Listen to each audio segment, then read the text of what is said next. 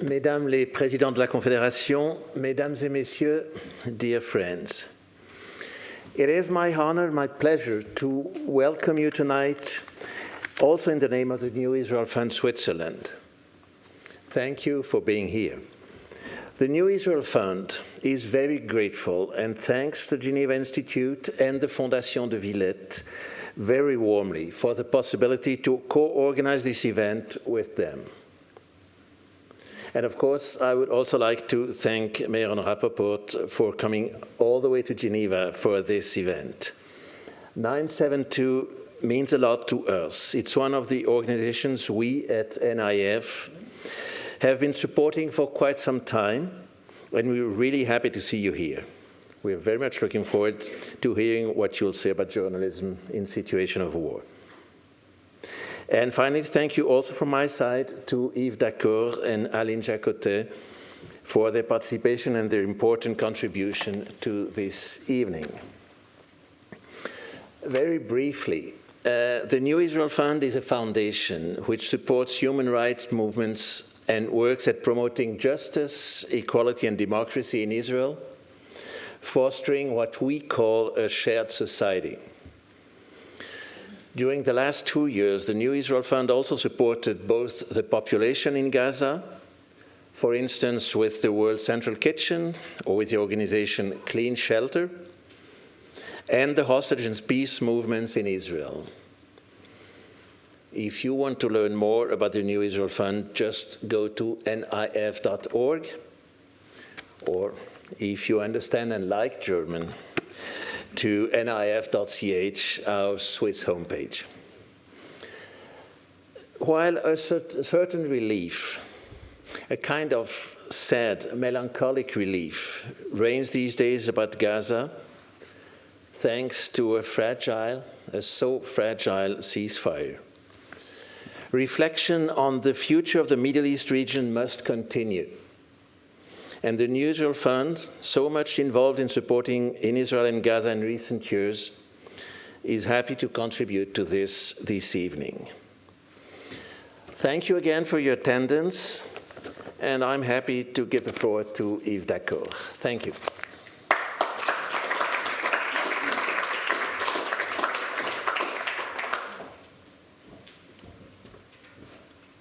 Good evening, everybody. Very happy to see you all. I would like first to thank Marie-Laure and the Graduate Institute. It's great that you're hosting us, especially tonight, because I do think it's a very critical issue that is so important. I would like to thank also Thierry. Where is Thierry? Thierry Lombard from the Domaine de Villette, that makes us possible. Jacques from the New Fund Israel, that's great to have you. And of course, our host and guest tonight, Meron Rapoport. We will talk tonight about what journalism means in terms of challenge, issues, but also lessons learned in a society at war. And we will explore that from the perspective of Meron Rapoport, that has a huge experience, that is living, in fact, in Tel Aviv and has lived in Israel, knows Palestine also very well, knows the region over the time.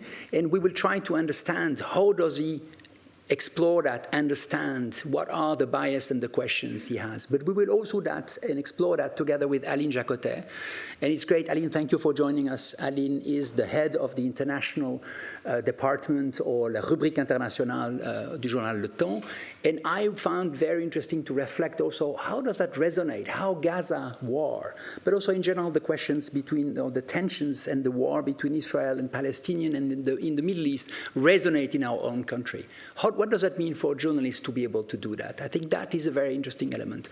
A word before giving you the floor about Meron Rapoport. Meron is an amazing journalist, but what is interesting, or not but, and what is interesting, is a journalist, very experienced, and at the same time a political activist.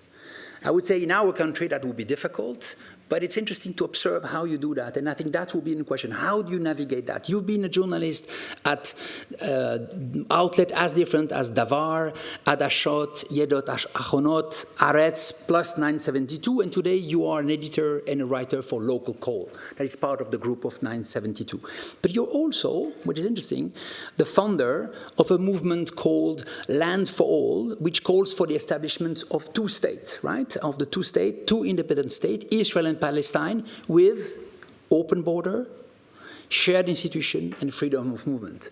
You would say very somewhat a vision, now very challenged vision over the last few years, but it's very interesting to observe you and having you around, being the journalist, being there, working on facts, being specific about it, and at the same time being a political activist. So the way we would like to structure the evening is to hear first Meron for something like 15 minutes to give his insight and some of the reflections, and then we will have a panel where we will explore the issue together with Aline and you, Meron, and I will ask also to be able to, of course, bring you in. That's important.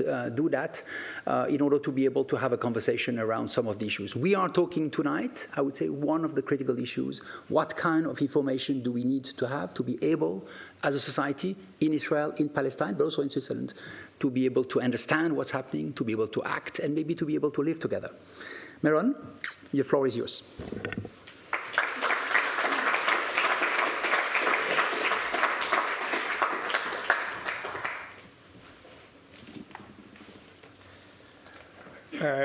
Thank you for coming, thank you for inviting me, Thierry Lombard and the new Israeli Fund and the Institute, Graduate Institute. It's a great honor to be here.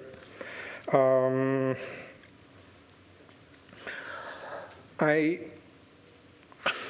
title is From Gaza to Tel Aviv, War Journalism in Society in War.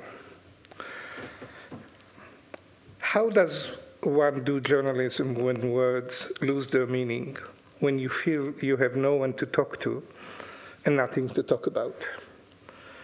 How does one do journalism in society, Israeli society, paralyzed by fear, insecurity, anger, and a desire for revenge after the massacre of October 7th? A society unwilling to hear about the other side, not ready to acknowledge its humanity and regard those who acknowledge it as traitors. A society that supports the complete destruction of the cities of Gaza, residential buildings, schools, university roads, infrastructure. A society where the vast majority, according to all polls, believe that there are no innocent people in Gaza, not even children, and wants Gaza to be clean of Palestinians. What do you say to a Gazan journalist who escaped Hamas rule to London and then offered you dinner at his home in London with his wife and children, and then you hear that his wife's entire family, 26 people, were killed by airstrike by your Air Force? What do you say to a Gazan journalist you had worked with before the war, who informs you that on the last day before the ceasefire, his child was killed, the third since the beginning of the war, after his brother and his entire family was killed? What do you say when the only thing you want to do is be silent, disappear, and perhaps to emigrate, as many of my friends did? There is a cafe near my home in Tel Aviv where I sit every morning and work. I know the regulars. One morning, one of the regulars said, "Did you hear that person on TV who said that we should have killed 50,000 people on the first day? He was right." Then someone else responded, "We should have killed 100,000 people, and then it would be over." At first I was silent. Then I said, "Why are you so soft? Why not kill 1 million? Why not kill 6 million? That's a nice number." Silence fell. I won the debate that morning, but what is the value of my victory? It cleared my conscience, and then what? The dehumanization of Palestinians in the Israeli media did not begin on October 7th. Israeli society has never truly seen our Palestinian as equal. When you say Jewish state, it could be one of the practical meanings of this of this concept. During the second Intifada, I was managing editor at Yediot Ahronot, the largest circulation newspaper. One day, the army admitted that it had accidentally killed an entire family in Ramallah. I asked the editor to publish their names, ages, and places of residence. The next day, the newsroom was flooded with angry phone calls from readers complaining that we published names of terrorists. My superiors reprimanded me. And yet, there was not complete disregard for Palestinian life. During the first Intifada, when Israeli soldiers were filmed beating Palestinians in the West Bank, there was a huge uproar. In 2002, when Israel bombed and killed Saleh Shadeh, head of Hamas military wing in Gaza, and killed along with him 15 family members and neighbors, a storm arose. In the last war in Gaza, the disregard for Palestinians in Israeli media was almost total. The dehumanization of Palestinians reached its peak. In mainstream media, there was no human stories of Palestinians affected by war. No numbers were given of civilians killed, of family erased, of the magnitude of destruction. But this was not just a moral issue. It was a professional one. By ignoring what was happening in Gaza, Israeli media betrayed its clients, meaning the Israeli public, because it left it in ignorance about what's really happening. I'm aware that the media cannot be objective. It cannot be like the UN. Journalists are primarily close to their people, emphasizing their suffering. This is natural. But by ignoring the reality in Gaza, the media in Israel left the Israeli public without a clue to what was happening. The moment you report only the Israeli army communique about how many terrorists it killed in Gaza, and sometimes the army reported it killed hundreds of them in a single day, while ignoring reports from Gaza that almost all of these casualties were civilian, then you don't understand how it happens that Hamas continues to fight and is not broken. The moment you do not report about the horrors in Gaza, you do not understand how it comes that public opinion in the world changes so dramatically from the general support for Israel after the October 7 to millions taking down to the streets in Italy, Spain, and even the US to protest in solidarity with Gaza. The moment you repeatedly say to the Israeli public that only military pressure will release the hostages, then you fail to understand why hostages are being killed in Gaza, whether as a result of Israeli bombing or because Hamas executed them as soon as Israeli army approached. I personally stopped watching Israeli networks and switched to watching Al Jazeera and other Arab networks. Al Jazeera was clearly in favor of Hamas, but at least I received information. I didn't get one from the Israeli TV. The Israeli media portrayed its role also because it did not even try to attempt to put October 7th in context. Again, it's not meant that they should have adopted Hamas narrative regarding what happened on October 7th, what happened before it, and what happened afterwards. But it should have explained to the Israeli public what the Palestinian narrative is and allow viewers and readers to decide. Worse, Israeli media in many cases even urged the Israeli army to be more aggressive, criticize it for being too soft.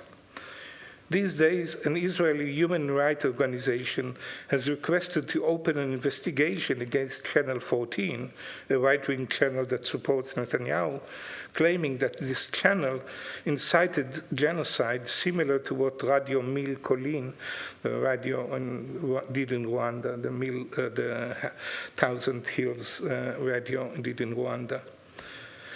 The most popular journalist on Channel 14 said that until he sees building falling in Gaza, he cannot fall asleep.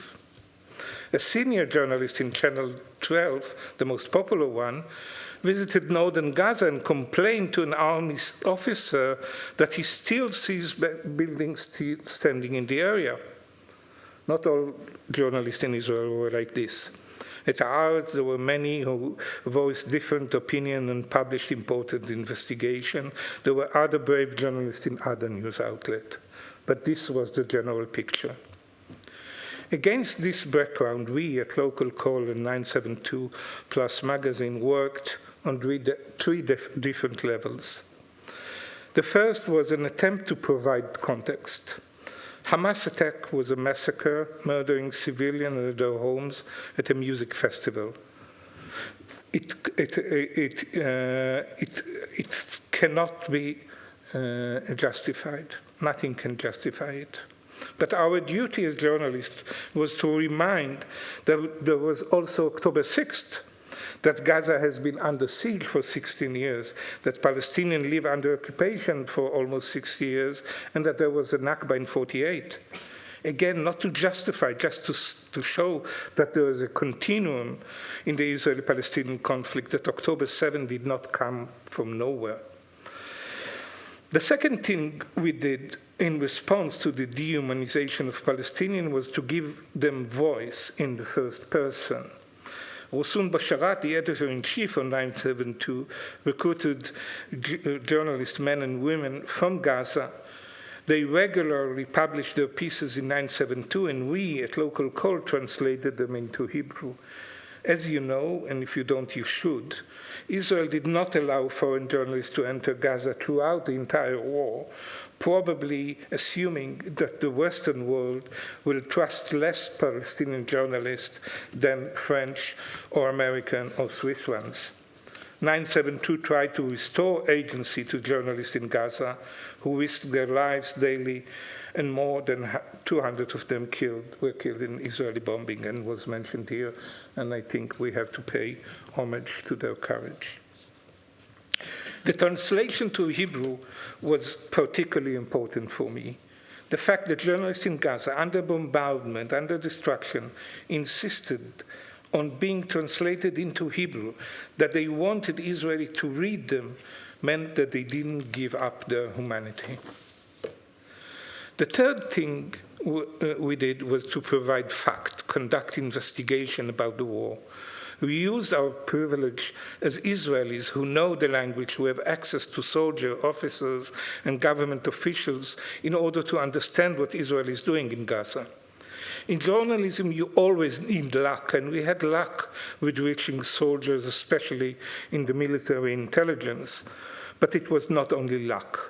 It was because we knew how to ask the question that others did not dare or didn't want to ask. It was because we did not buy the narrative that the army and the government sold us. That is how we did the Gospel and Lavender investigation, exposed the use of artificial intelligence to compile death lists, and the immense collateral damage calculation done by the Israeli army, allowing to kill 20 civilians for each low-ranking Hamas militant and more than 100 civilians for senior ones. This is how we exposed that drones have become killing machines. This is how we exposed that a unit in the Israeli intelligence tried to incriminate journalists. This is how we exposed that the destruction of entire neighborhoods and cities became a regular method of war. This is how we expose how giant cloud companies, Microsoft, Amazon, and Google, contributed to the Israeli war machine knowingly or unknowingly. I don't know if it's good journalism, but I know that I did it in order to save our humanity. Thank you.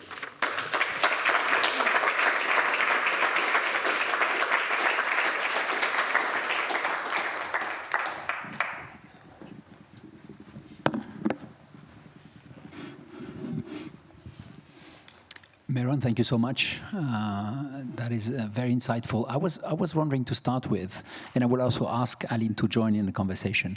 Tomorrow we are celebrating, I don't know if celebrating is the right word, but we are remembering the death of Rabin. It will be 30 years. And I was just wondering, based on your own experience, if you would just say, and I know it will take longer, but just what has happened in terms of media landscape, I would almost say, right? If you think about your country, but also the occupied territory in Palestine, what has happened over the last 30 years?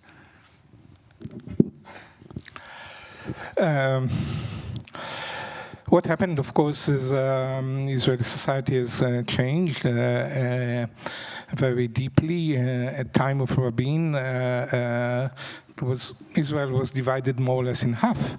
Half of the population, half of the voters, supported a solution to the Palestinian issue. Maybe it's not the perfect one, but at least they wanted they understood that there needs to be a political solution to the Palestinian issue. It cannot be solved only by force, and now those who believe it are really a tiny minority. I think this is a result of what happened later, after Rabin was murdered. His murder in itself, of course, helped bring this very unfortunate change. But I think what happened, the key moment is the failure of the Camp David summit in 2000, when Ehud Barak and Yasser Arafat were there, and Ehud Barak came back and told the Israeli public that there is no Palestinian partner. From that moment, this camp, peace camp, started to crack, and the final crack that brought down the building was the beginning of the second Intifada, with buses bombing, exploding in the middle of Israeli cities. So Israelis said, okay, there's no partner, and those on the other side, all they want to do is kill us. This led also to really a change in the journalistic landscape. While Israel, as I said before, it's not that Palestinian had their place in Israeli media before. I was in a very high position in Yediot Achronot. I was responsible for more than 250 journalists. We had one. And that's the #1 newspaper that was, at the time, right? Yes, that was huge. It sold 650,000 copies weekend in a country of then 7 million people.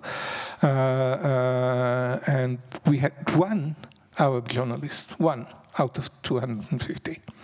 Although 20% of Israelis are Arab Palestinian. So this not began in the second Intifada, but still there were voices, and you felt that you can talk about issues. And I mentioned, for example, in the first Intifada, I felt in the second Intifada that before the second Intifada, the Israeli media, or at least Yediot Achronot, where I worked, was a kind of autoroute with 6 or 7 or 8 lanes that you can also drive on the sideway. After the second Intifada, and I didn't understand it, it became a one-way track with no sideways. You cannot, if you went to the sideways, you just went off the track. And this is why I was fired from Yediot Achronot. So I think the change was there. But then, of course, you cannot underestimate October 7th. It was interpreted by, I think, 90%, 95%, maybe more, of Israel as manifestation of pure hate and pure will to exterminate Israel and kill all Jews. Thank you so much. Can I bring Aline? Aline, welcome. We are happy to see you. Aline, you've spent years in Israel and Palestine. You've been also correspondent for 4 years, between 2018 to 22, all right? Came back here, became the head of the International Affairs Department of Le Temps. Well, I want to know, as a, if I may, foreigner, right? How do you perceive also the evolutions of the Israeli society, the Palestinian society, and how were you yourself able to somewhat grasp what was happening? So to add to Meron's explanation about the Israeli society, I would like to add 2 things. The first is a very basic physical fact, which is the Israelis are separated from the Palestinians by a fence, by a wall. So even if you have 21% of the Israeli population that are the Israeli Arabs, so-called Palestinians with Israeli nationality that live inside Israel, the opportunity for the Israelis and the Palestinians to meet, I would say it's almost like antagonism, because the only place where they meet is around the settlements. So settlers would meet more Palestinians than left-wing guys in Tel Aviv somehow. And I think it's one of the things in the Israeli society that is a bit complicated and complex to understand. The second thing is that in the last years, the Israeli society has changed a lot. So the number of Haredim, the ultra-Orthodox, and the number of religious Zionists has raised a lot compared to the number of secular Israelis that form mainly the center and the left of the Israeli society. So the more the time is advancing, and the more because of demography, the Israeli society is on the right and religious side. And so I think this is something that in the 4 years where I was in Israel, I could really observe this phenomena.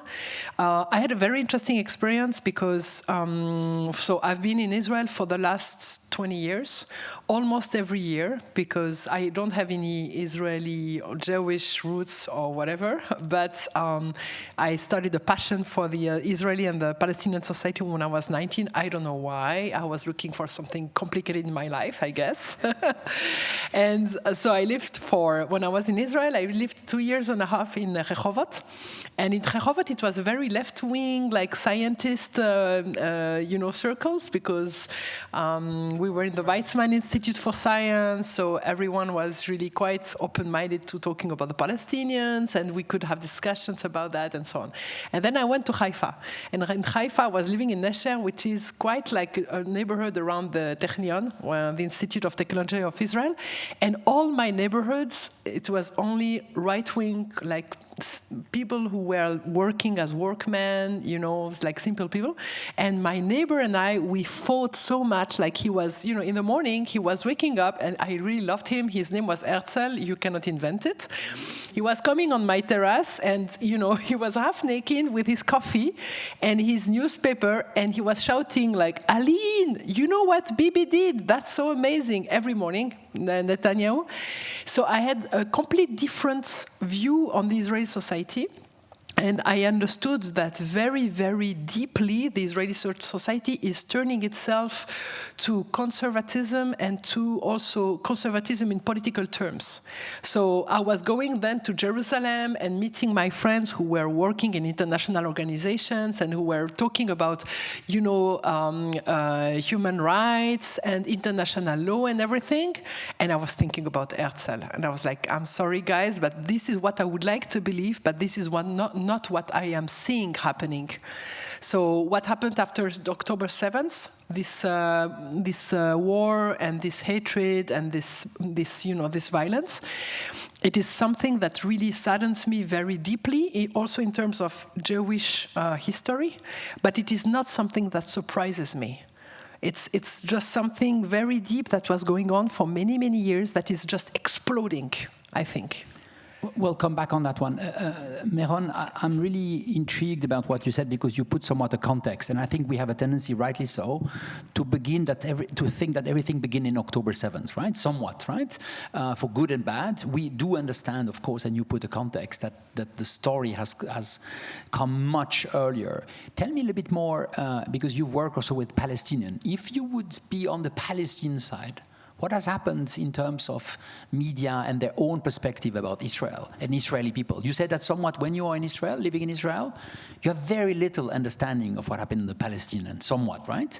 Or there is almost a dehumanization. And I'm not talking about October 7th, I'm talking before, right? The Second Intifada. If you would be on the Palestinian side, what are your Palestinian colleagues and friends and journalists saying about it? First of all, I like what you said about the wall, because this is also a new phenomenon. The wall was built in 2000 after the beginning of the Second Intifada. Before that, not that the relations were easy, but you could go to the West Bank, and of course many people were working. I was working in construction after military service when I was 20 years old, and all my co-workers were from Gaza. So this is a reality that completely disappeared after the building of the wall. Palestinian, I cannot really speak in the name of Palestinian. I think as far as I understand, Palestinian media denies the horror of when, according to all the polls, there's still a lot of support for October 7 among the Palestinian public. But you have to understand, not an excuse, but just again, context, that in the Palestinian media, the horrors of October 7 are denied. They deny that civilians were killed. They say that it was Israel who killed them, and all kinds of. But again, Palestinian media is quite weak. Palestinian media is quite weak. I watch, as I said, international Arab media. And there, I must say that although, as I said, although it's very clear that they are favorable of Hamas and Palestinian struggle, this is very evident. But, you know, when Nasrallah was killed, they toasted. So Nasrallah, the leader of the Hezbollah, in the studio of the mainstream of Channel 12, they toasted. There was a toast for the death of Nasrallah. This I didn't see in Arab TV, even when high officials, Israeli officials, were killed. I didn't see that. I didn't see that they toasted for the killing of a brigadier, or I don't know what. I'm not saying that they're more human, but I think they try to make a difference between, you know, participating really and really encouraging and reporting favorably on what Hamas is doing. I'll come back on that one because I think we will dig a little bit more into how do you do journalism in that, you know, in that situation where the two societies are somewhat avoiding to see each other. I see, Aline, you just wanted to react on the Palestinian media and how do you interact yourself as a correspondent? No, I just wanted to say that, if I may tell you, the question and the panel itself reflects the very basic problem we have when we cover the news. You ask an Israeli what the Palestinians media are thinking and doing, and it makes me smile because it's exactly the problem we have. We have a lot of Israelis ready to talk to us and so on, but we have a big problem having Palestinian voices, Palestinian journalists talking themselves about what they are going through, and we have a problem of access to Gaza. So if I may sum up what we have as a problem as a journalist coming from abroad, but even the journalists themselves in Israel have the same issues, I guess. We have a problem reaching the Israeli right and far right that is making the war, that is constructing and building the war, that are the ones we should talk to, because they refuse to talk to us because we are leftists. The journalists. Exactly, the journalists in general. We are leftist. We are, diffusing fake news and so on. So they don't trust us. So they don't talk to us. So we do not have access to the actors. And the Palestinians, we have a very hard time having access to them because they are killed by the Israeli army. And so having Palestinian voices from Gaza is very tough as well.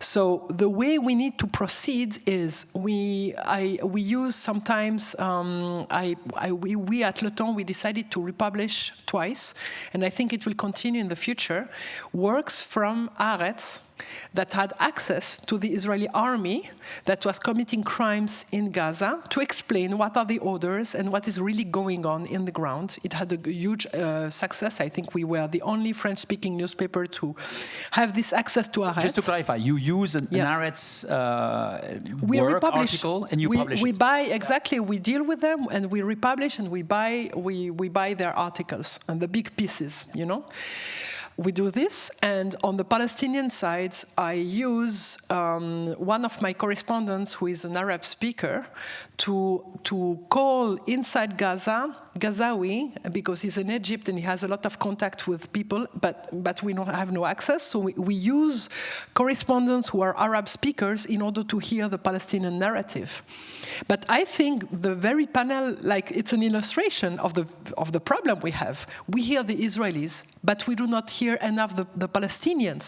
And the Israelis we hear are usually left sides, committed peacemakers, and so on. We should hear the right side. We should have, sorry to say, the bad guys here talking to us and debating with us about what is really going on in this country. But this is not kol hakavod. It's not about you yourself. But I say that we have an issue when we talk about the Israeli-Palestinian conflict. We have an issue with this.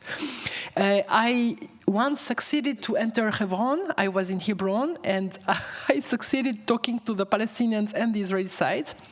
But I do that only because I came to the Palestinians speaking Arabic, and then the Israeli guards didn't see that, and then I turned myself to the Israeli guards and I spoke Hebrew and I said, Shalom, ani poleh, and I could enter the Israeli side. But this is a very difficult exercise to do. So I think this is the main problem we have as journalists, Meron, I want to come back to you, but before that, just adding a question still about that. I have a bit of when I read the Swiss media, maybe we could say European media, I have a perspective that somewhat there is very little knowledge about the Palestinian society. Right? So in a way, it's about Palestinian. They are representing or as victim or as terrorists. Roughly speaking, that's what it is. Very little understanding. I just want to know, you are now the boss, right, of a group of journalists covering that. How did you manage somewhat to try to be a little bit more sophisticated? And did you have the space also with your leadership to be able to do that? And I'm not saying now balance, that's not what I'm saying, but being able to somewhat show the difference. I'm saying, by the way, on Israeli society, I'm intrigued by it. And then, Meron, I would like to come back on that one too.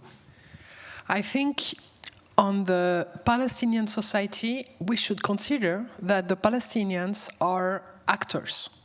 They are not only victims or perpetrators. They are people who know their own society. They are people we should hear, and we should give credit to their expertise about their own society. So we try to have Palestinians living in Palestine who are able to elaborate a speech, discourse, and the Palestinian society is super educated, so it's not very difficult to find people like this who can give us an idea about who the Palestinians are and what they want. So this is the first answer.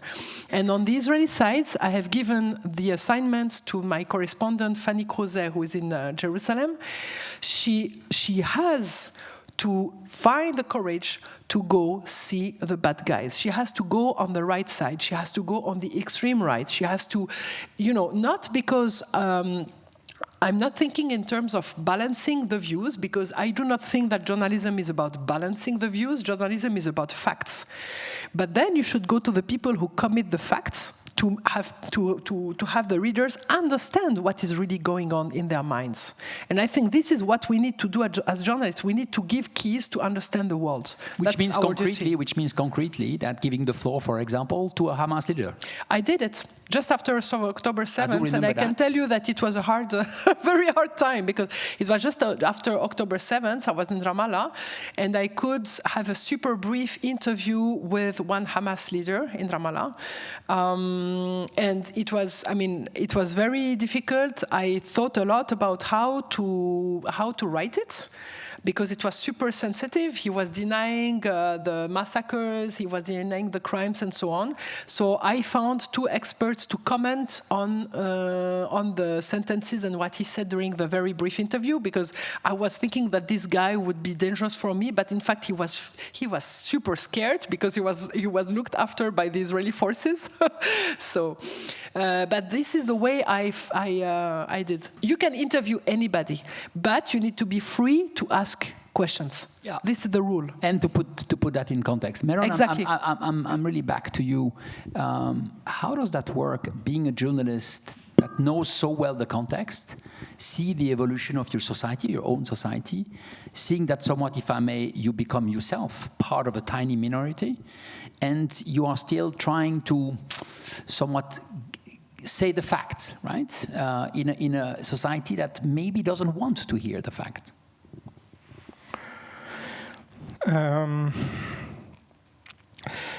First of all, as I mentioned also in what I said, these were very difficult 2 years.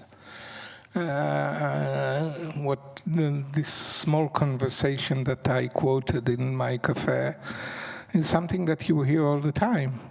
And these are your people, they speak your language, you know them, you know how they think, you know how they operate. Even if you don't know them personally, you know them.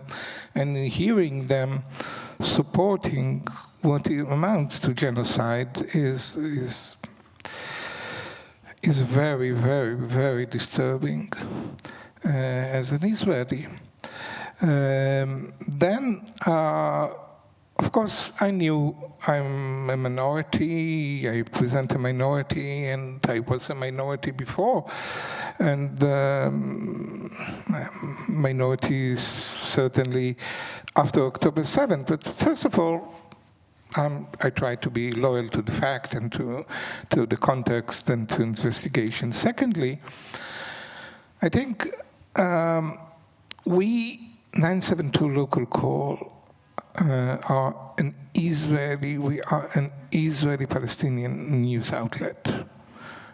In this war, we had at least 5 or 6 journalists from Gaza writing for 972, and we translated them, as I said. And we have also journalists from the West Bank and Arab journalists from Israel. And if I open the lens and say, okay, between the river and the sea, there are 15 million people. 7.5 million are Jews, and 7.5 are Palestinian. We represent the majority between the river and the sea, who wants the end of occupation, who wants the end of apartheid, who wants the end of war. We represent the majority, yes. Many of these 15 million people, most of these 7.5 million Palestinians don't have rights. They don't vote. They're not allowed to vote. Israel does not give them the right to vote. But I still, and because we are working in an Israeli-Palestinian news outlet, I can, of course, not totally, but yes, think in the framework that I represent the people between the river and the sea. And then it's easier. And of course, we have access to Israelis. The Israelis are eager to talk. They're so talkative. It's so easy to talk to them. What, you can call a minister, and he will, if you have his private phone, he will talk with you for an hour. If there's no cabinet meeting, he will talk to you. So it's not easy, and of course it's not difficult. Of course, there are these very extreme settlers that it's difficult, but it's not too difficult. And of course, we use this access, as I said, especially for soldiers and people who commit the crimes. Or know people that commit a crime, or at least know how these crimes are being committed. This is firsthand, and this is a privilege that we used. And I think the fact, as I said, the context is here very important. The fact that from the first day we said, yes, there was October 7th, but there was October 6th. You cannot forget it. I think it allows you also to go and make investigation, because you know that this did not come out of the thin air. And yes, it's this is journalism, and I'm not a hero. We're not heroes. As Israeli Jews, there was a new head of Shabak, of the Secret Service, that maybe can have surprises for us. But up till now, we as Israeli Jews could write more or less what we wanted. We don't have really problems. We have to send to the military censorship everything, but other than sending to the military censorship, we are quite free. Just Meron, one thing I'm struck also is, it's not just to put in the context. I'm also amazed by the way you use language. If you go on the plus 972 pages, you see that there is a clear message about how you use language, how much your language has changed. You're talking about how you spoke about occupation first, how you started to talk about apartheid, why you use that framework, and readership can like it or not. That's another story. I really would like to have a bit of a sense on, right now, with this war, how your language as a journalist has changed. And I would also hear that, Aline. I think, first of all, you read 972, that's in English. I write in Hebrew. So the language is even more important, no? No. I mean that the language used in 972 is a decision. The way they use the English is not really, of course, even when I'm translated, they translate it into their own English.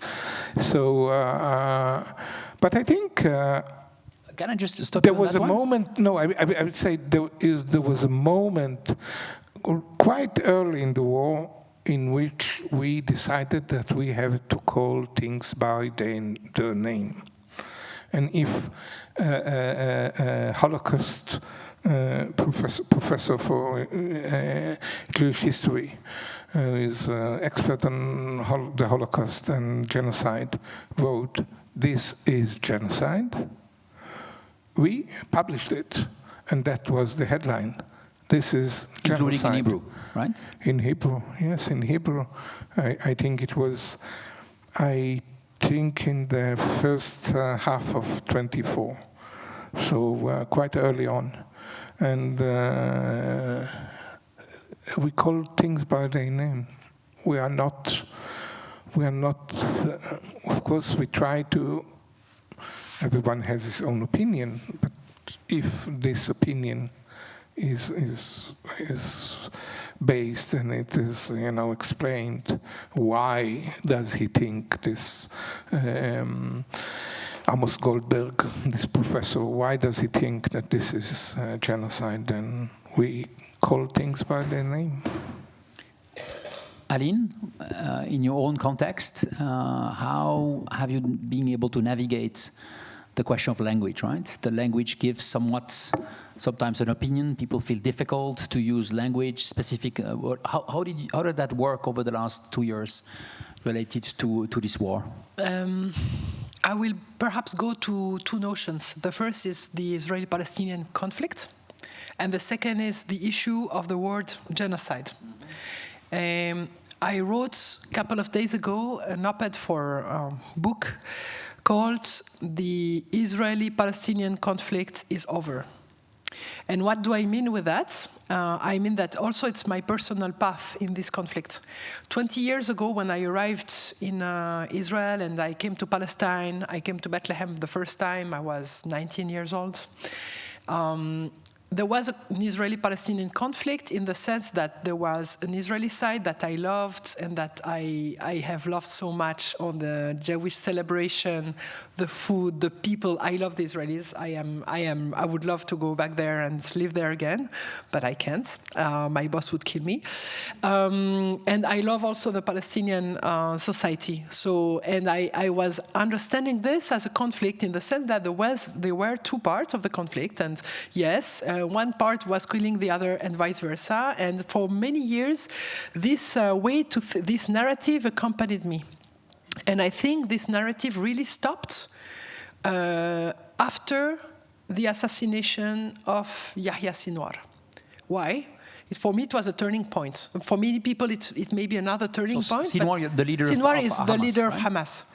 And it stopped, this narrative really stopped for me. It was over completely, because I understood that even if the head of Hamas is killed and it still continues and you still have so many innocent civilians being killed, then it is not really a war anymore. I knew, of course, that it was a massacre and so many people died before. I've been following that every day. But for me, it was a turning point. They are still continuing even after that. And then came the hunger.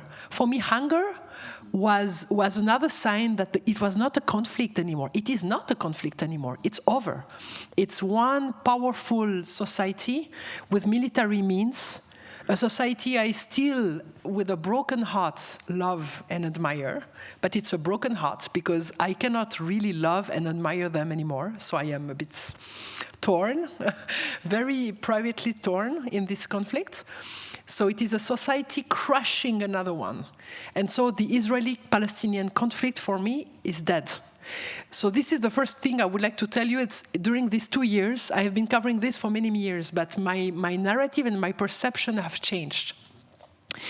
And it doesn't mean this change doesn't mean that my personal my exercise as a journalist, my job as a journalist has changed. My job as a journalist is still facts.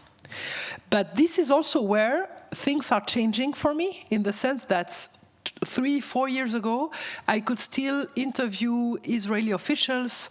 I did an investigation about the Israeli army.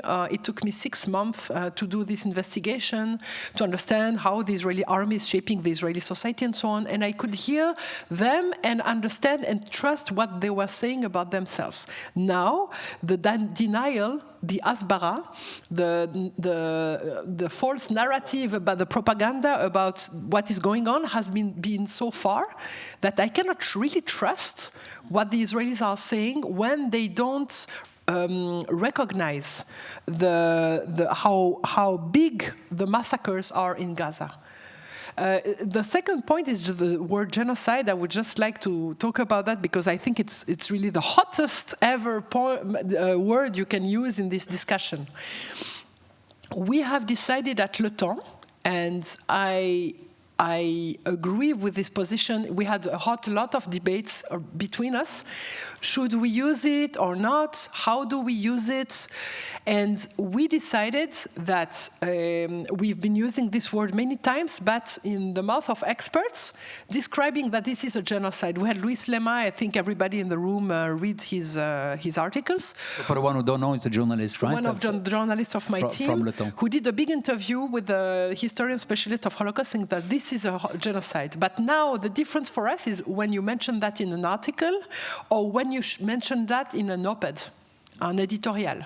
And we decided not to use the words genocide in an editorial because we decided that I was asked, do you think it's a genocide? And I answered by saying, I think history will keep that it was a genocide. But in the meantime, there is a process for me and for the editors of Le Temps that needs to be done by the international justice to put these words and to declare that this is a genocide. So we talk about crime, we talk about massacre, we talk about everything you want, but the word genocide for me in an op-ed has still been a word that we decided until now not to use. And I will be happy to hear your comments and questions about that, but I think it's a position that I can keep. Thank you to share that with us, because and I share it with very openly, but because it's something we don't really talk about. We see it, but I will open the floor very soon. Be ready. Before that, Meron, 2 questions to you. One, listening to Aline, but also seeing your colleagues from, abroad, international journalists and people in international media. What have you seen? What did surprise you in a way? You talk about Al Jazeera, but Al Jazeera was directly involved, right? Somewhat, right? And reporting directly from Gaza. I'm more interested about, I don't know if you had the time, but to reflect about what the international press was saying, how your journalist friends and colleagues from international, from abroad, was trying to report. Were you surprised? No surprise, but first of all, as you said, I didn't have a lot of time. First of all, it was so depressing watching the news. When the situation is like that, I think most Israelis were under some kind of clinical depression over these 2 years. Admitting or not admitting, but I think they were. And it was so difficult to watch the news because what will you see in the news? If you watch Israeli news, you will see complete denial of the massacres in Gaza. And if you go to Al Jazeera, you will see bodies of babies taken out of the rubbles. Both options were not very happy.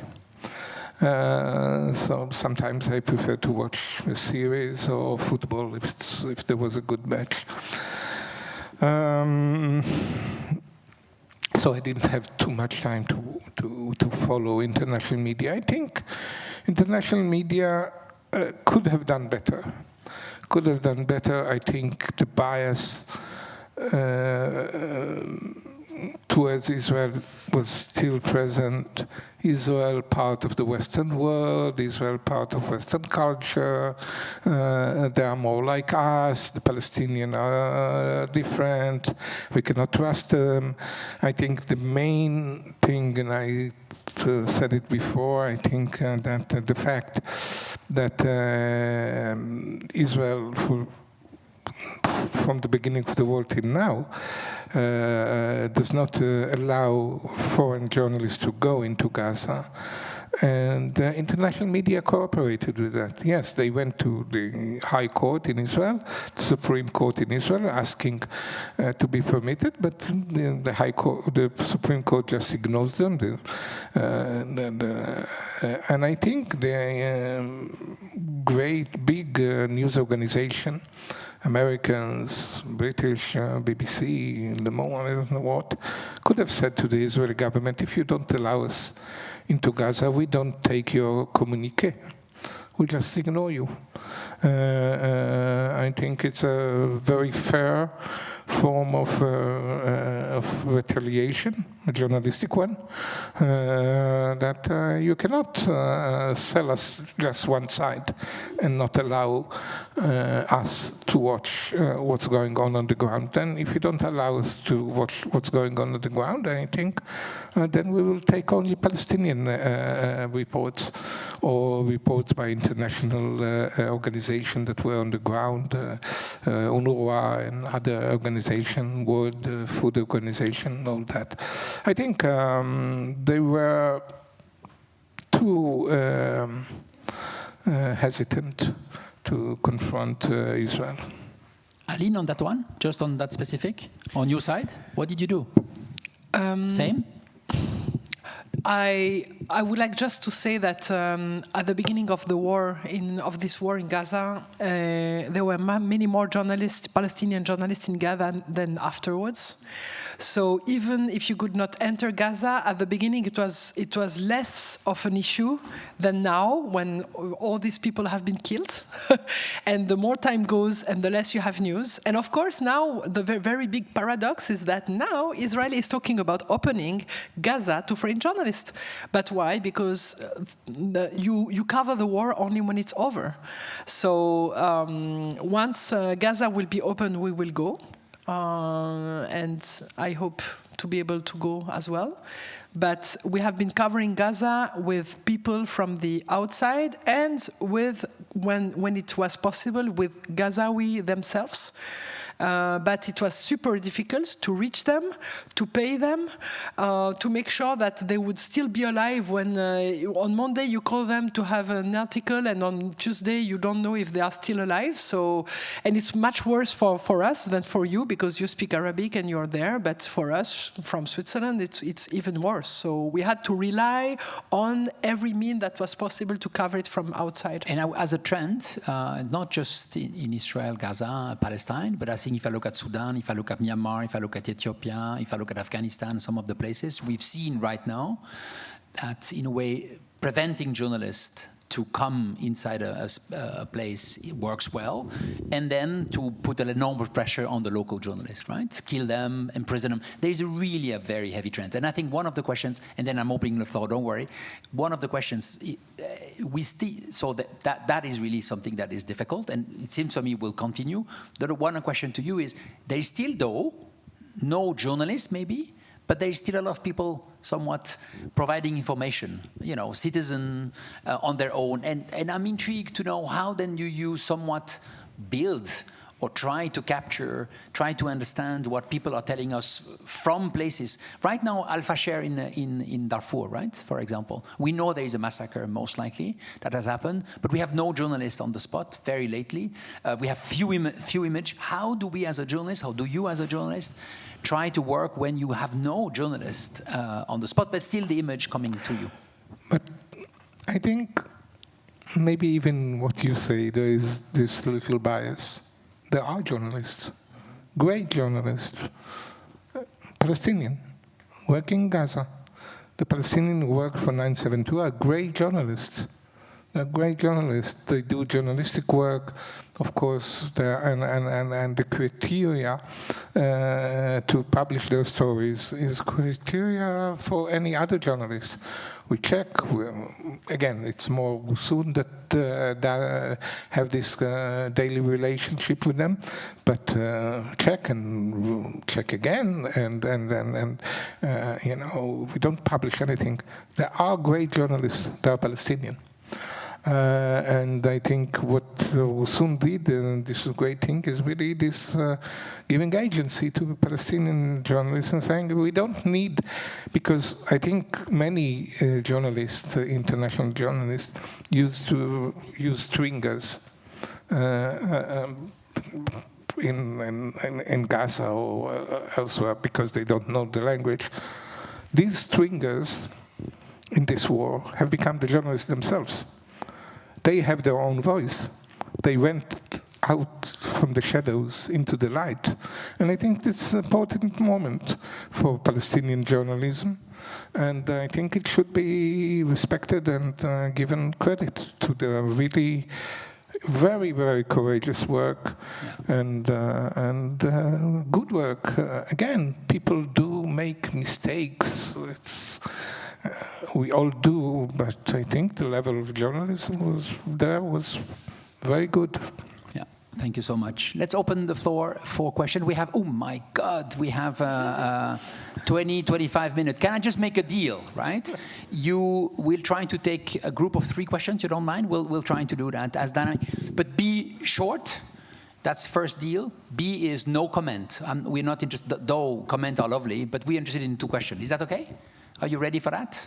Great. Okay, let's start there. We have somebody in green just there. I'm moving that. Don't worry here. You're welcome on that side, but I'm trying to do a first cluster around here. Hi, my name is Ila. Thank you for this conversation. So in Gaza, both journalists and humanitarians have been banned and targeted, and there also seems to be a relationship between the erosion of shared beliefs in concrete, observable, factual truths, as Aline described, and skepticism towards humanitarian principles. So does this shared vulnerability create a new kind of solidarity? Or does it risk blurring lines between advocacy, journalism, and humanitarian action? Thank you. Thank you. We take 3 questions. The gentleman, yeah, please. Thank you, Sayed Moasha. Quick question. We know about the evidence of what's happening to the Palestinian journalists, but I want your perspective, Meron, more on the Israeli journalists who are trying to attempt to give an alternative perspective. What are threats to them, challenges for them, or Israeli journalists, Israeli leftists in general? Aline, just quick question as well, and maybe Meron, you can comment on this. What about the domestic politics reporting?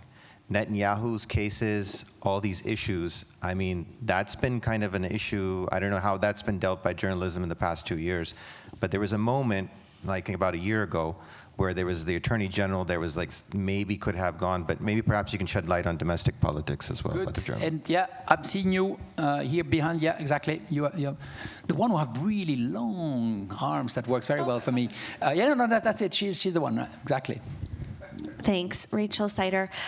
My question is, how has your relationship evolved with your readership over this period of time? And do you view the audience that you're communicating with any differently than you did pre versus post October 7th? Okay, Meron, up to you. We do a bit of cluster. Are you okay? You can choose how do you want to navigate that, and Aline will kind of.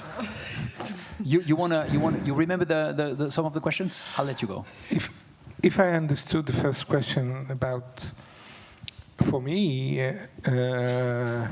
yes, I think more solidarity with the Palestinian journalists in Gaza, but it is very, very difficult. As I said, you don't know. I know that Rosun last, was losing contact with journalists. They just disappeared for whole days, and we didn't know if they are alive or dead. Where they are, did they leave Gaza, are they in Khan Yunis? So it's very difficult, and talking to them, when I talk to them, I think, yes, I learned more than before to respect their work and be in solidarity with them, and we tried to do it, and we even did a small demonstration after Nasser Sharif, or I think the attack on the hospital in Khan Yunis. We did a small demonstration near the Journalist Association in Tel Aviv. Yes, that's what we did. Regarding the audience, of course, there's a huge difference between local call and 972. Local call is the Hebrew. The audience grew. There are more people reading us, much more. Grew since October 7, yes. But still, the numbers are quite small relatively to the Israeli public.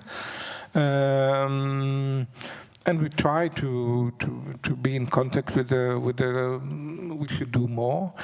972 is a totally different issue. It's really international. It has become, as was mentioned in here at the beginning, a source of information for many people around the world. Some of the investigation done by Yuval Avraham reached over 1 million people. So it's really a huge audience all over the world that it's more, more hard to locate.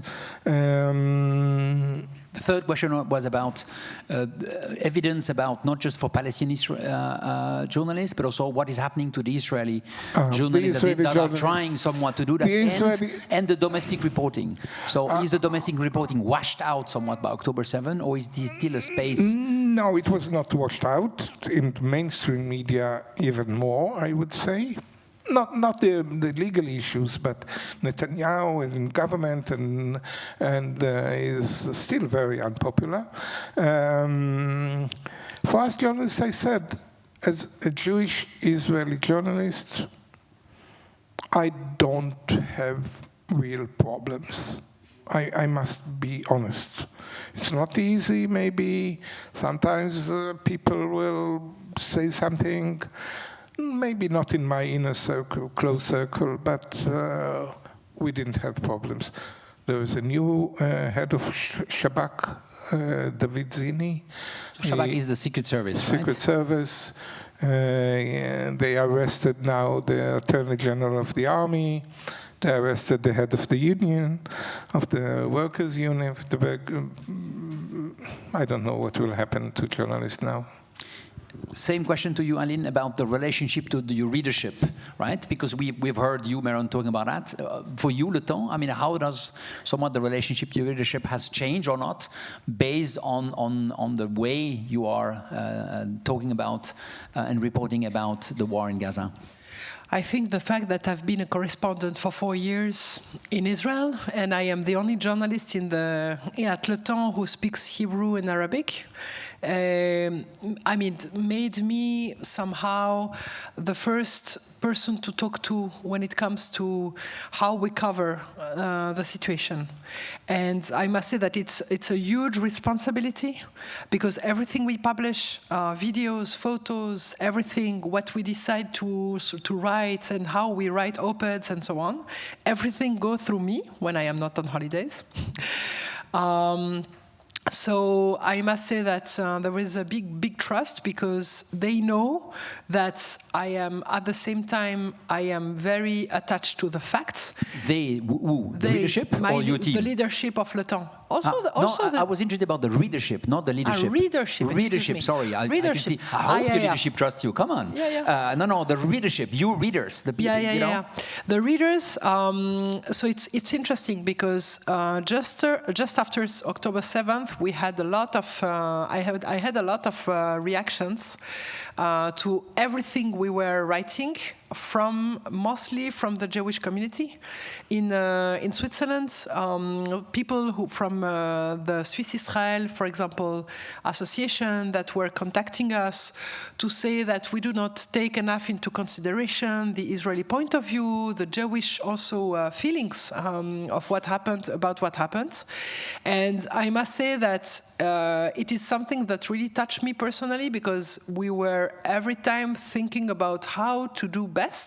Like how can we hear the families of the hostages? How can we hear also there is a very worrying phenomenon of anti-Semitism that has been growing in the last 2 years. So for personal and professional reasons, I was very attached to understanding the phenomena and giving a space to that. And then with the time, I think it changed, because at some moments, what happened in Israel and in Gaza was so, after the hunger, we received less letters from these associations and the Jewish public, Jewish right wing, I would say, or Jewish people who were in favor of the state of Israel and defending the state of Israel, because with the time, I think people, they decided that Le Temps is pro-Palestinian and they just don't read it anymore and it's over. It's a possibility. But we didn't see it in the numbers. The numbers are good and we have a good reputation, so I think we are still hopefully doing a good job. Or the hunger and all these phenomena became so important that it became difficult to really defend in a letter the state of Israel. So now in our coverage, we are really like in this tendency. I am still very attached to hearing all points of view, but my point is really it needs to be factual. I had an interview with the Israeli ambassador in Switzerland, and I published it, and it raised many questions also for myself, for my team, for the news newspaper, because we were talking about facts, and she was sometimes giving comments which was completely okay, but sometimes she was denying some things that were factual. So what do you do with that? So this is another kind of level of problems. Great. Okay, thank you so much. Let me just take, I'm now taking a little bit in the front, and then I'll go back to you. We'll do 3 clusters, right? Second cluster. Okay, I have some people. I can start with you just in front, and then I'll bring you, both of you. Yeah. So my question is about the anti-normalization movement and BDS. One of your prominent journalists of Plus 972, Yuval Avraham, author also of the Oscar-winning film No Other Land, his Palestinian partner was targeted by the Palestinian anti-normalization movement and by BDS. Do many other journalists face this in your work in 972 or local? No problem. Let me take 2 more questions. The gentleman? Yeah. Thank you. Aline, I would like to ask you a question that I asked Meron before. There was a huge difference in the way that, I think, in the way that Western media covered certain aspects of the war in Gaza, for example, even like less than Israeli media sometimes, certain Israeli media like Haaretz or 972. And there was this thing of every time that they mentioned the death toll, for example, they would always say, reported by the Ministry of Health, parentheses, Hamas controlled, And so I think that, in my opinion, Western media might have lost a lot of credibility in the way that they portray foreign affairs, foreign news. And I'd like to know, do you think there should be a kind of a movement or a process of, understanding of what went wrong, at least for what concerns this aspect of correspondency. Okay, great. And I have a third question. I would go to Martin. Hi, Martin. This is the guy smiling there.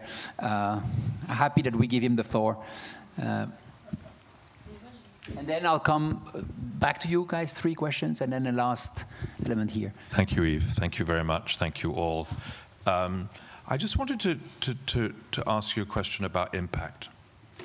The fact that the journalism on the Gaza war has been so difficult to make real and to communicate globally, as you've both had direct experience, has this had a direct impact, you can imagine what I think, on the slow growth of international understanding, particularly at the leadership level around the world, of what was going on? So, there's lots of quarrels about whether it's a genocide or not. I understand, Aline, your point about the courts deciding.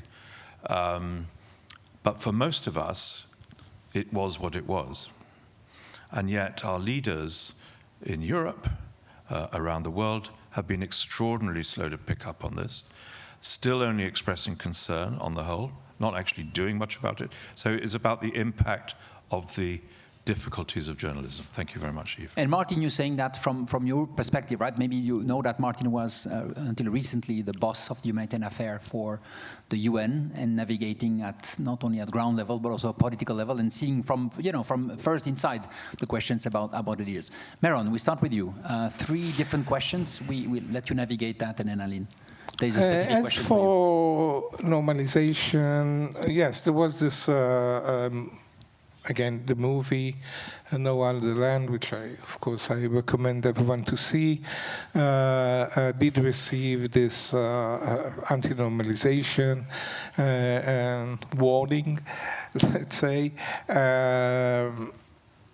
It's not directly 972 or local call, because it was not done. Of course, Yuval Avraham and Basel are writing for local call 972, but the film was independently done, nothing to do. But I think it was interesting that there was also a reaction from many Palestinians against this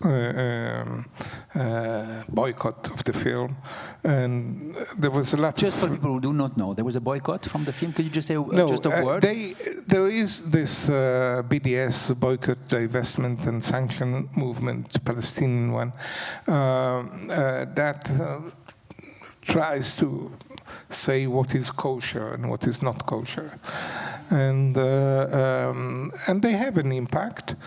And they said that this film, because there was an Israeli director, co-director, and the things he said in the Oscar ceremony, this film should be boycotted.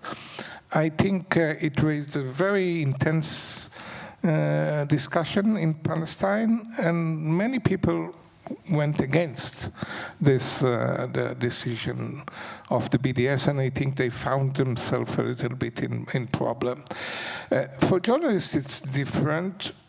There are journalists, and this is very interesting, this is why I pointed out, there were cases before the war in which Palestinian writers did not want to be translated into Hebrew.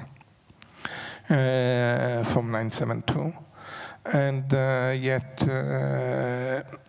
but in this war they asked for it, the Palestinian journalists. So I don't know what does it mean, but they asked for it. For the question of impact,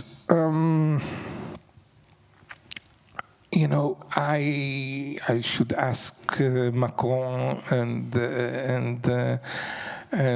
Trump, and I don't know. I think we had an impact. Yes, I think. Yes.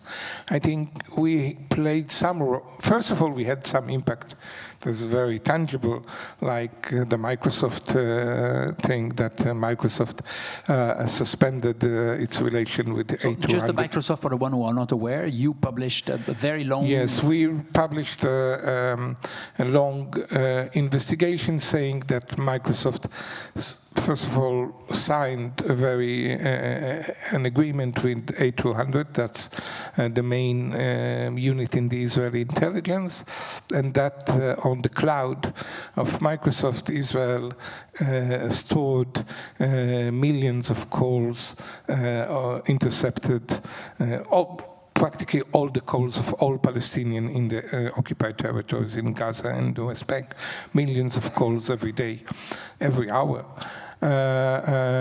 Microsoft had to responded very quickly. After 3 weeks, they made an internal investigation and said that they suspend the relations with A200. So that's a direct impact. But I think that the investigation we did about the destruction, about the collateral damage, you know, did help change public opinion. If the investigation on Lavender reached, as I said, more than 1 million people around the world. So yes, I suppose it did. And the fact that it came from Israelis, I think, gave it more credibility. So yes, I think it did. And I think, and we talked about it before, I think it's a shame that international media adopted this Ministry of Health run by Hamas. It could have said in the same way the military spokesperson run by Israel Katz. One by the Likud party. If we said that this is run by Hamas, you can say that everything in Israel is run by Likud or by Smotrich. So I don't see the relevance here. Aline, on that one, that specific one, and then I'm conscious of the time, so I will take a last question, and then we will close here. Aline? The debate will not be over in one sentence, but I don't completely agree. I don't completely agree because 2 points. First, we do not have physical access to check independently what is going on in Gaza. So we rely on numbers that are given. Now we have the Lancet and other international science journals that have been revealing that the numbers are much higher than what has been announced. So it is not to say that there are not people dying in Gaza, but it's just to say that we don't have independent access. And I think the Israeli society is much freer than the Palestinian society of Gaza. It seems to me obvious. So I think the context is not the same, but we will fight about that afterwards, and I will be very happy because I miss a good fight with an Israeli. So now about the question of the impact, I think three things. There is the impact on what is going on now. There is the impact on our own government, and there is the impact on history, like the long term. The impact on what is going on right now, for us as media, we can write whatever, it will not change anything because the American government and the Israeli government are both run by guys who do not believe in anything we do and have a deep distrust for the media since the very beginning, Netanyahu and Trump. So I think I have no illusions about that. Now, impact on the government, I think that we, by the things we write, we mobilize also the public opinion to demonstrate. But now we have, as you probably know, we have a hard time moving our government in a direction to meaning Swiss in that case. Yeah, the Swiss government is quite a hard task. So it's another issue. And I want to talk about the third aspect of the impact. The impact, the personal impact on the readers, but also the impact on the long term. When we published the investigation of Haaretz, describing the line of orders given by the commanders to the soldiers in order to commit crimes, I got the feeling for 5 minutes, and but it's still lasting in my mind, that we were adding a little stone to the very big house of international justice. And by translating this article and publishing it in Geneva, somehow one day maybe we would contribute positively to justice to the victims. So this is the illusion we have as a journalist, So, and then the question of the gentleman, I'm sorry I didn't get your question well, so can you just... Ali, no, can we stop here? Let's keep on, sure. on impact. We will talk about that. Exactly, okay? let you do that. Sure. I just would like, before we close, recognize that we have two former presidents of the Confederation, and I'm very happy to see you, both of you. No worry, no pressure. I just wanted to know, if there is one question or one comment and one of you wants to do. No pressure, you have the right to say no. But I've seen you reflecting also. I'm not asking you to comment the Swiss politics, don't worry. But I'm intrigued. You do, exactly. You don't need us to do that anyway. No, but is there questions maybe you want to, or maybe remarks that you would like to do? I can see Ruth, body language seems for me, if I may say, clearly indicated that you might want to say a word. Thank you. It's very difficult to resist to such an offer. But I will play the rules and just ask a question, if it is not too late. I mean, about censorship on both sides. In Israel, and I think Meron and Aline has experience with the censorship in Israel. And I would like to know, I mean, I don't speak about the terrible censorship that is to kill the people, but the real censorship from Israel in the Palestinian region, I would say in the occupied territory mainly, and perhaps the censorship of the authority, the Palestinian Authority. Meron? First of all, I can speak, because in Israel, I think it's the only, certainly Western democracy, but maybe, I don't know, others, in which every piece that regards the army, security, sometimes foreign relations, have to go to the military censorship. We cannot publish anything that is not authorized by the military censorship. Now, many times... Make it again. You can't not publish? We cannot publish anything unless it... Always, 100%. If not, it's a criminal offense. Not that people go to prison, but it's not pleasant. So, of course, sometimes this military censorship is not so harsh, and we manage to publish a lot of things, but it exists in your mind. It makes you self-censor, because you know that there are many issues that you cannot publish, so it's a waste of time to investigate them. This is one. Second, of course, there's self-censorship that is not related to that, and I think I referred to it in what I said. The self-censorship in Israel in this war was terrible, terrible. People that I know, they know, because I know them personally, they were my colleagues, knew exactly what's going on in Gaza, and I preferred not to say. They self-censored themselves, and I think this is a great shame. As for Palestinians, of course, those in Gaza are in danger for their lives by Israel. In the West Bank also, they are arrested, and we've seen Shireen Abu Akleh from Al Jazeera being killed by Israeli soldiers. So, and there is also a censorship, not a formal one, in Gaza by Hamas, and in the West Bank by Fatah. But still, I see people write, but I cannot really testify to what's going on inside.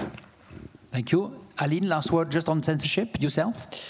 For the international press, censorship is denying access to Israel itself and also to the Palestinian territories. So renewing the visa of journalists to live in Israel and be able to work there is a nightmare.